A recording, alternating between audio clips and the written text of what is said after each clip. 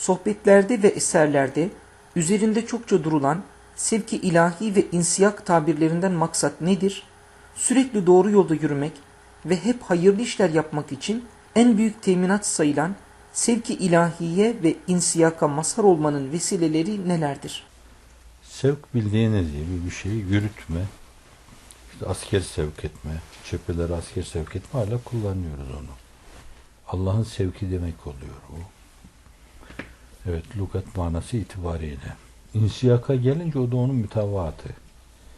Yani biz kendi irademizi ve cehdimizi açıktan açığa, gayretimizi açıktan açığa ortaya koymadan, farkına varılmadık şekilde hayırlı veya hayırlı olmayan bir yola sürüklenmiş oluyoruz. Onu da insiyak diyoruz. Ama hayırlı yol olunca işte Allah yolunda bir insiyak yaşanıyor. Bunlara, bu sevke de, sevk ilahiye de, insiyaka da tasavvufta farklı manalar yüklenmiş. Daha ledünni, daha enfes ve daha enfüsi diyebilirsiniz. Daha derince şeyler. Ama genelde usulü din metodolojisi açısından bakacak olursak bunlar Allah'ın sevk etmesi ve o sevkle insanların bir hayra sevk edilmeleri manalarına gelir. Bazen de hafizan Allah aksi bunun negatif olarak bir mekri ilahi mahiyetinde Cenab-ı Hak bazı kimseleri olumsuz şeylerde sevk edebilir. Burada yine Maturidi akidesiyle işe bakacak olursak Cenab-ı Hakk'ın bir mekri ilahi olarak birini bir yere sevk etmesi ve onun o insiyaklar içinde sürüklenmesi, bağışlayın buna yuvarlanma da denebilir. Bu bütün onun iradesini görmezlikten gelmeye verilmemeli. Bazen Cenab-ı Hak insan iradesini ortaya koyunca, iradesinin hakkını verince ona göre lütufta bulunur. 1 verir, 10 verir, 100 verir, 1000 verir. Bazen de gelecekte ortaya koyacağı performans açısından ona avansta bulunur, lütfeder. Bu mülazayı Efendimiz için Hazreti Pir ifade ediyor. Yani o zatı gelecekte insanlık adına ortaya koyacağı performans, onun ortaya koyacağı gayret ve iradesinin hakkını vermesi öyle büyük ki dağları yerinden oynatır. Allah Celle Celaluhu baştan donanımıyla, sonra da mesajlarıyla onu öyle bir masariyetle serfiraz kılıyor. Şimdi böyle bakabilirsiniz. Yani insanlar kendi dar iradeleriyle, onun meşiyeti ilahi karşısında, irade ilahi karşısında, kudret ilahi karşısında nazarı itibara aldığınız zaman derya damla mülazası bile bence o nispeti tam ortaya koyamaz. Belki şöyle demek lazım. Bütün kainatlar ve bir zerre.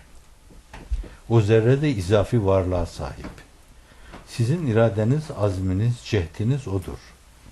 İlahi irade, ilahi kudret, ilahi meşiyet, ilahi plan çerçevesinde herhangi bir hareketin meydana gelmesi hususunda tecelli etmesi kainatlar çapında bir şeydir.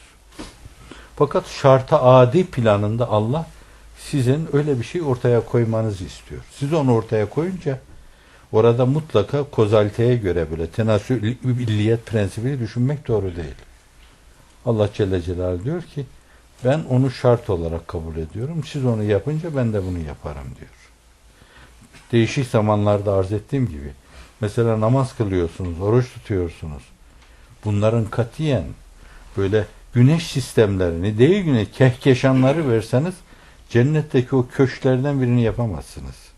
Fakat Allah Celle Celaluhu diyor ki siz günde böyle rahatlamanız bir yönüyle, ruhi dengeye ulaşmanız, değişik sıkıntılardan sıyrılmanız, zamanınızı böyle iyi bir takvime bağlamanız, ibadet ederken dinlenmeniz, diğer yerde çalışırken esasen işte ibadet hazır hale gelmeniz, bu çerçevede bana karşı bu kadar minnacık diyeyim halk ifadesiyle bir kulluk yaptığınız zaman o yapılmazları ben size yapıp vereceğim diyor.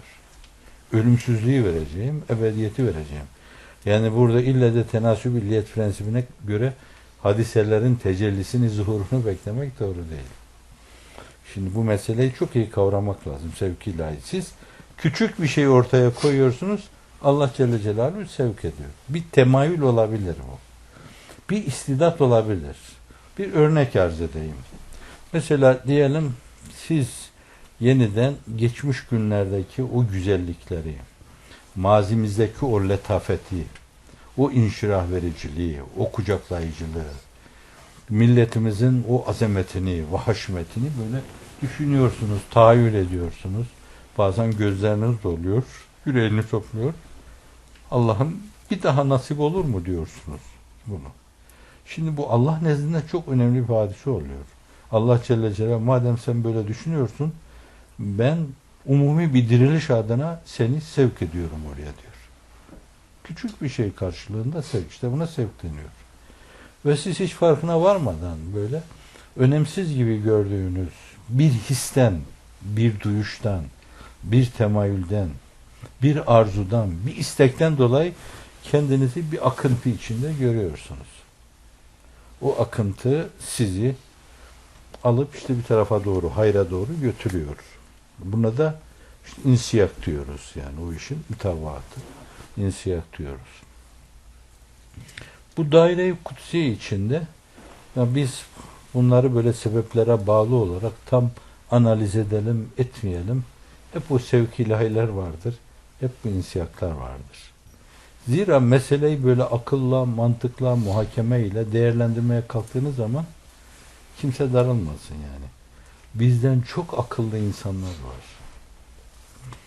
Hani halk sözü var ya, bizi suya götürürler, susuz getirirler. Aynı kapının önünden geçmişler. Aynı kapıya dönüp bakmışlar. Fakat içeriye girme azminde, cehdinde bulunmamışlar. Kapı onlara açılmamış. Siz, biz, hepimiz yani bir gün böyle bir yerden geçerken mesela içeriden bir buyurun sesi duyar gibi içeriye adım atmışız. Allah Mekki Sübhanesiyle, ilahisiyle şaşırtmasın, kaydırmasın. Sonra da orada durumu devam ettirmişsiniz. Yani beslendiğiniz kadar istidadınız ölçüsünde hizmet vermeye çalışmışsınız. Hep öyle olmuştur. Evet. Diğerleri de demek ki o kadar bir kıvam bile, o kadar bir iradenin hakkını verme bile ortaya konmadığından dolayı Cenab-ı Hak onlara o lütufta bulunmamış. Evet. Yani bütün iradeyi nefy ederek demiyorum. Fakat irade ile o muradi ilahi, meşiyeti ilahi arasında mutlaka bir tenasüp araba yamukluğuna da girmemek lazım orada. Fakat Allah Celle Celaluhu şartı kendi vaz etmişse, meşrutu da kendi yaratıyorsa ona kimsenin bir şey demeye hakkı yoktur. Namaz kılın, ben size ebedi cennetler ve ebedi hayat vereyim diyor. Onun gibi düşünebilirsiniz. Şimdi bu hizmet-i imaniye ve Kur'aniye'de eskiden bu yana kim omuz vermişse hep böyle bir sevki ilahi olmuştur. Bir insiyak olmuştur. Bazılarında bu sevki ilahiye saik çok güçlüdür. Onu tefrik etmek lazım. Mesela ala meratibim, izafi çerçevede hadiselere bakacak olursak, yani Efendimiz sallallahu aleyhi ve sellem huzur-u risalet penahilerinde bir insanın bazı şeyleri duyması meselesi başkalarıyla mukayese edilmeyecek kadar büyüktür. Huzurda öyle bir insiba vardır ki, yani o zata bakan sıradan insanlar içinde bile Allah'a gönül vermiş bir insan, İzâ rü'ye zükirallah ise şayet, onun mübarek çehresine bakan, bakışlarına bakan, bakışlarında, çehresinde, mimiklerinde, el ayak hareketlerinde benim davranışlarım gibi kaba değil. Hep Allah diyordu. Hep Allah diyordu. Orada çok ciddi bir insiba ve çok ciddi bir sevk vardı. Dolayısıyla öyle bir itişle bir sevki ilahi sürecine ve tiresine girme başka, ve öyle bir insiyak ve tiresi yaşama başkadır.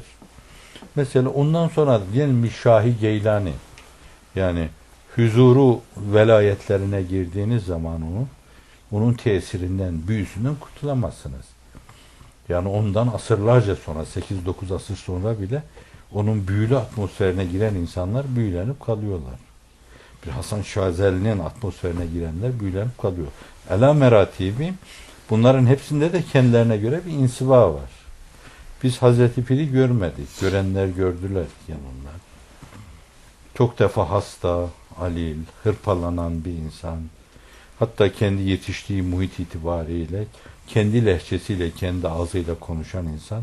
Fakat beri tarafta böyle devasa kâmetler karşısında dize geliyor. Onları büyüleyen bir şey vardı. Yani o fikrin, o düşüncenin, o ürün vermenin yanı başında aynı zamanda bir ciddiyet vardı. Bir Allah'a irtibat emareleri dökülüyordu adamın her yanında. Yoksa öyle Hoca Sabri gibi, Hulusi Efendi gibi, Hüsrev Efendi gibi öyle insanlar öyle bir lafla filan kendine bağlamak mümkün değildi. Hiçbirisi o muhakemelerde o korkunç sıkıntılardan değirmen taşlarının altına buğday gibi öğütülmek üzere gönderilen o insanlardan hiç dönen olmadı.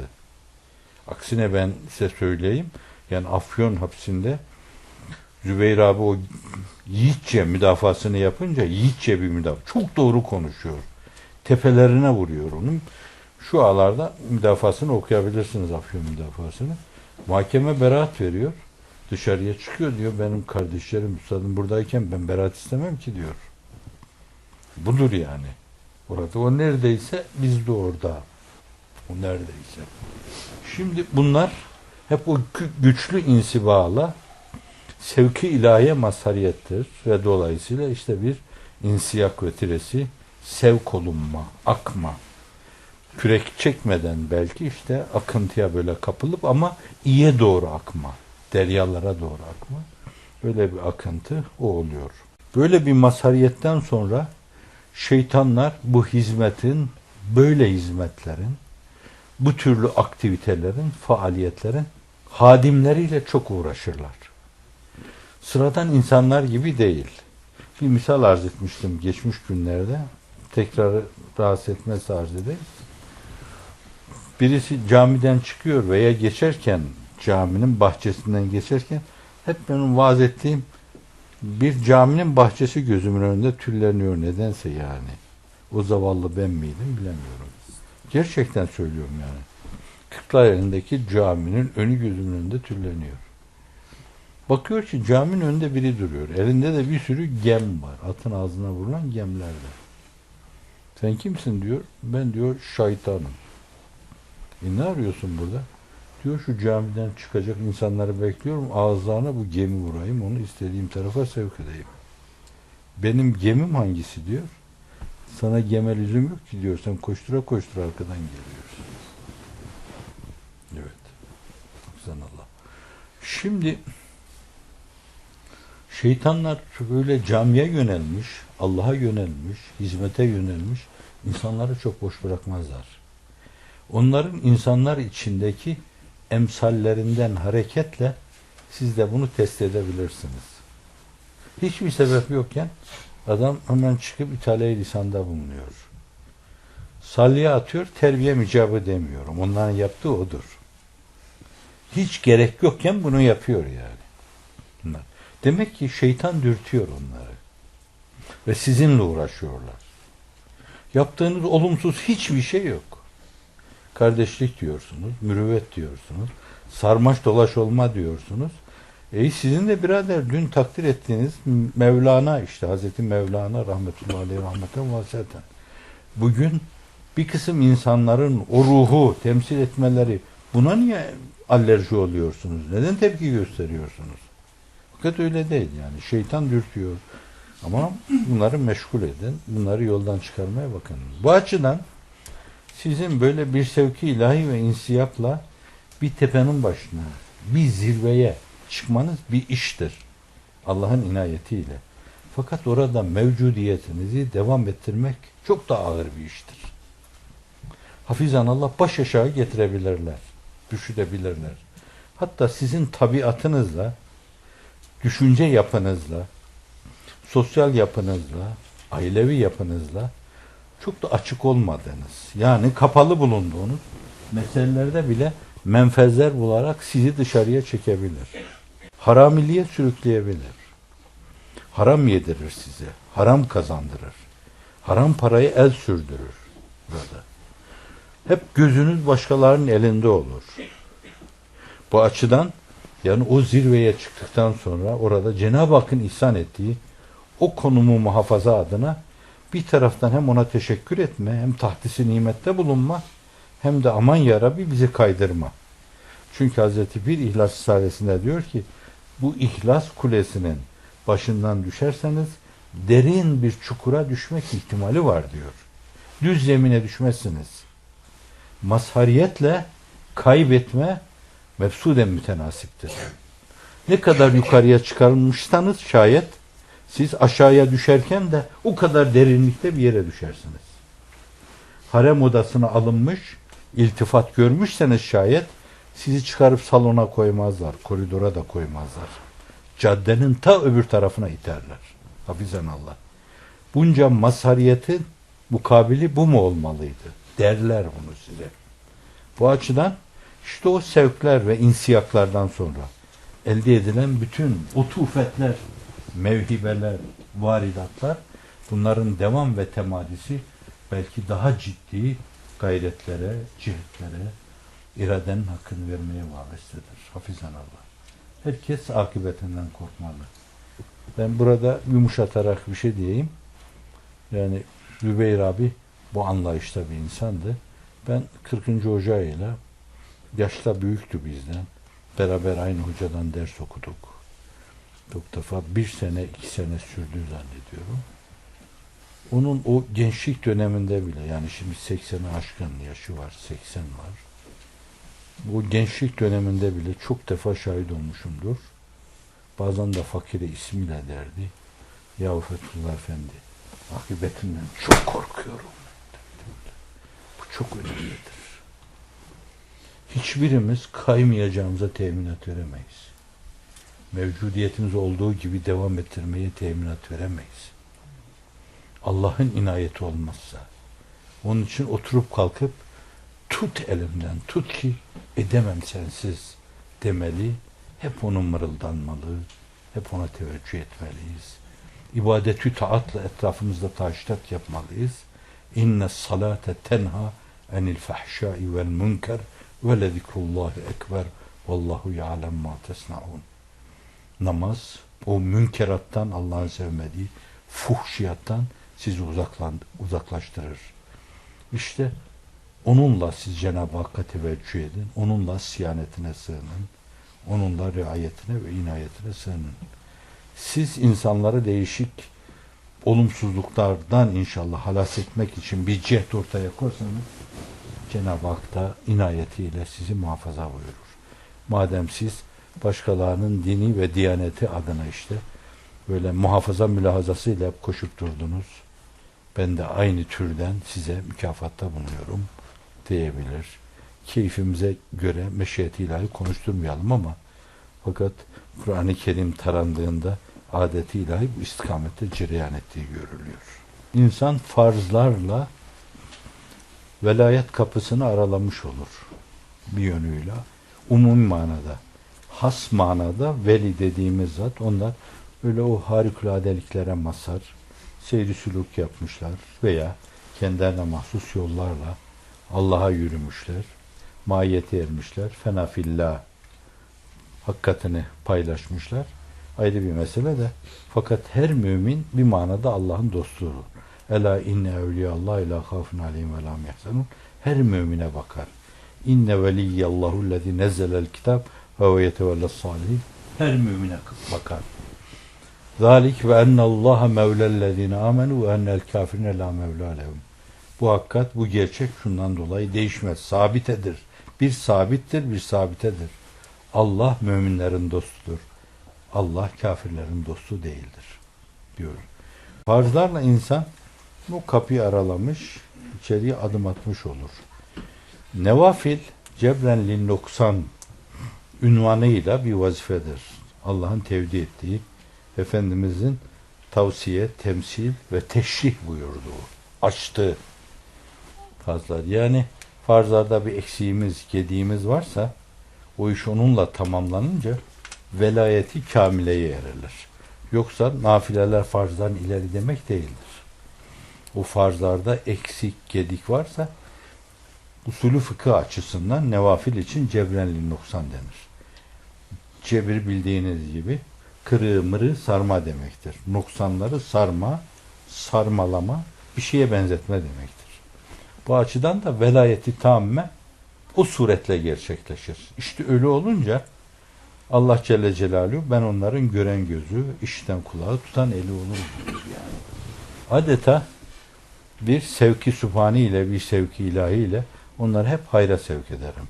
Ve onlar da çok defa farkına varmadan iyiliğe doğru sevk edildiklerini zannederler. Böyle çok ciddi gururları yoksa, kibirleri yoksa, bencillikleri, fahirlenmeleri yoksa çok da kendilerinden bilmezler yani. Bir molla arz etmiştim size. Tevekkülü tam diye, teslimiyeti tamme diye medresesinde kapıyı kapatıyor diyor. Hep diyor bu hocalarımız, mürşitlerimiz bize dediler. Allah'a tevekkül olursanız rızkınız gelir. İnnallahu ve rezzakıdır kuvvetil metin. Allahu latifun lima yeşâ.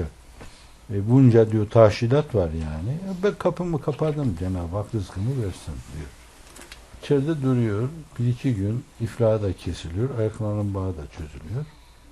Fakat Allah'tan işte o 2-3 gün, 4 gün, 5 gün, 6 gün komşularından bir hanımefendi diyor ya şurada bir molla var diyor. Evet bu da hayırlı bir gündür. Beraattır, regaiptir, miraçtır. Bir helva yaptım ben. Götürüp buna ihsan edeyim diyor. Götürüyor, kapıyı çalıyor. Ses vermiyor. Tevekkül etmiş ya.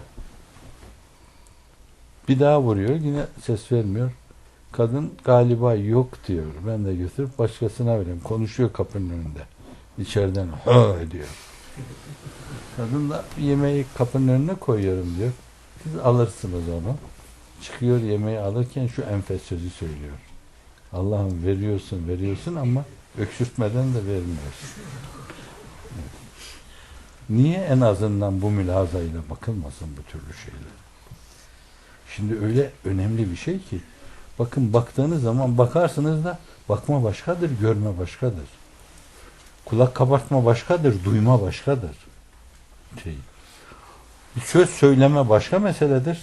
Kalbin hissiyatına tercüman olma başka bir meseledir. Duyma başka bir meseledir. Şimdi bu ikinci şıkkı yaratan Allah'tır Celle Celaluhu.